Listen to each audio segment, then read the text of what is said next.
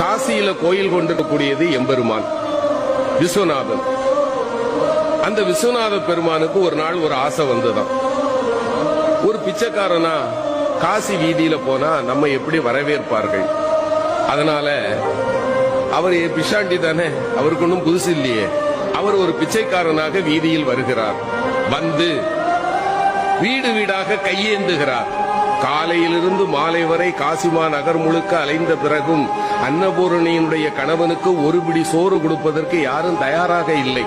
பசியால வாடிப்போன நிலையில் இருந்த எம்பெருமான் மாலை வேளையில் காசி நகரத்தினுடைய சாக்கடைகள் எல்லாம் சங்கமமாகின்ற பகுதி, அந்த பகுதியில போய் சேர்க்கிறார். அங்கே ஒரு ஏழை உட்கார்ந்திருக்கிறான். அவன் தொழுநோயாளி. அவனை சுற்றி 4 நாய்கள் இருக்கின்றன. அவன் வேலை என்ன தெரியுமா? காலையிலிருந்து சாயங்காலம் வரைக்கும் எங்கெங்கெல்லாம் அலைய முடியுமோ அலைஞ்சு